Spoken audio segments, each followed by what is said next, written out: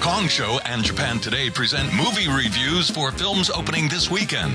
If you're here in Japan thinking about a movie this coming weekend, or if you're in another country thinking about renting a DVD, you'll want to listen to this as we have some very critical reviews by Metropolis film critic Don Morton. How you doing, Don? I'm doing well, thank you. Well, we're catching you on Skype this week. Where are you?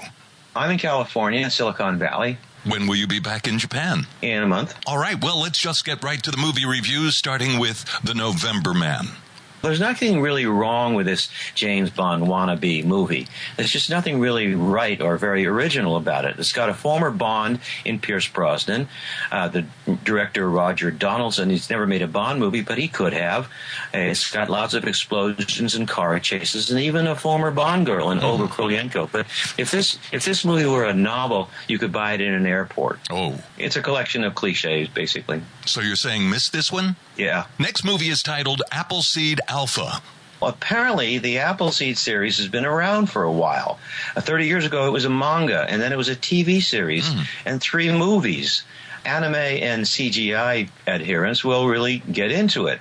But people who have never heard of Appleseed Alpha will probably have a little harder time. There's no character development. I guess you're supposed to know who these people are. I felt I should have known more about it to criticize it, but there you are. All right, Appleseed Alpha. You said it's animation? It's anime. Japanese movie dubbed in English? No, it's in English originally. Is it sexy? It's anime. The main character lady has, for some reason, got armor and a huge cleavage showing. I don't know why they don't feel that needs to be armored as well, but anyway, there you are. All right, next movie is called The Judge. I hear this movie has a great cast. It does indeed. But it's the old homecoming hotshot plot retread. Robert Downey Jr. is a successful Chicago criminal defense attorney visiting his hometown, where Robert Duvall, still great at 83, is the respected judge, and they don't get along. The judge doesn't like what his son does for a living. Long story short, Dad is out of the blue accused of murder, and the hotshot son has to defend him. Now, these actors, plus Billy Bob Thornton, Vincent D'Onofrio, and Vera Farmiga, they're incapable of giving bad performances, but it's frustrating to see them caught up in such an obvious, overlong, and predictable movie. Are you saying miss this movie?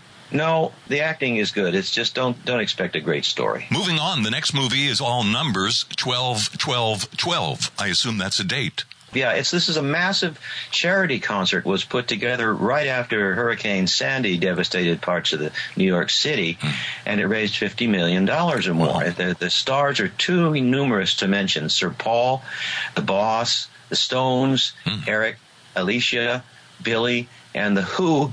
Well, backstage, every celebrity you ever knew is manning the donation phones. As a concert movie is just so-so, although the soundtrack's got to be good, because each group only does one song. But it's brilliantly edited, it's lots of fun, and it's an unparalleled star spotter. Date movie? Absolutely, yeah, especially if she likes music. You often say it's a good idea to have a few drinks before you go to a certain movie. Would it be a good idea to have a cocktail or two before you go to this movie? That wouldn't hurt at all. Soundtrack must be fantastic. What about interviews? Does it contain interviews with any of the celebrities in the cast? It's not so much a documentary of that. It's just kind of a capturing of what's going on stage, but also backstage. It's really a lot of fun. At one point, they're having trouble with the website because it's dropping donations. And so the chief of Google gets pulled out of the audience, and he makes a few phone calls, and everything's fixed. I assume it has a great soundtrack as well. Absolutely. Moving on to the next movie, Jimmy's Hall. This is a true story about James Gralton. He was a 1930s Irish community leader, and he built a corrugated tin hall on his land, and the people gathered there for debate, dances, music, and literature lessons, and they had fun. Not having fun was the local priest, viewing all education as falling under the purview of the mother church. He was not amused. He eventually had Jimmy deported. They could do that then. This is a warm, humorous story, and it's intelligently told. It's by activist director Ken Loach, who says this is his last film. At what point in time does this movie take place? This takes place in the 1930s during the Red Scare period. Red Scare? Yeah. What was that? Everybody was afraid of communism. Ah, gotcha. Moving on, the next movie is titled National Gallery. Sounds boring. No. Why, do all galleries bore you? No, I love galleries, but a movie about a national gallery? This is a 3-hour documentary. 3-hour documentary? Yeah, about London's National Gallery. But it's by Frederick Wiseman. He's like 85, and he keeps turning out these wonderful documentaries. We sit on several lectures by the gallery's knowledgeable teachers, but we go behind the scenes. We go to a board meeting where they discuss image and publicity. We watch carpenters build a major new exhibit. Lighting experts discuss the conditions under which a 400-year-old painting was originally created. And most interesting to me were the restoration and conservation labs where they restore old paintings. No talking heads. No explanatory text. There's no voiceovers. There's not even title cards. Wow. This way is a way Weissman uses to make you pay closer attention. I learned a lot of stuff, and I really like this movie. All right, National Gallery. What's your best recommendation for this coming weekend? If you want to learn something, National Gallery. Jimmy's Hall is a nice movie to watch. 12-12-12 is great for a little music and celebrity spotting, judge for some good acting if the plot's a little hackneyed. Appleseed Alpha if you want to see anime in English, and The November Man, which is kind of a retread spy thriller. Don, before we go, there are a lot of great movies scheduled to open in this year, 2015. Are there any that you are especially looking forward to seeing? Yeah, I'm looking forward to seeing Child 44. It's from the book by Tom Robb Smith about children who disappear in the Soviet Union and an inspector that was trying to find out where they went. But, of course, the government apparatus said children don't disappear in the Soviet Union and stuff like that. There's another one coming up called Trainwreck.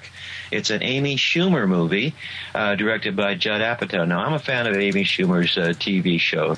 Her gross-out humor is very intelligent and spot on. Third, Spectre is the new Bond film, and it's directed by Sam Mendes, so can't be too bad. Be looking forward to that.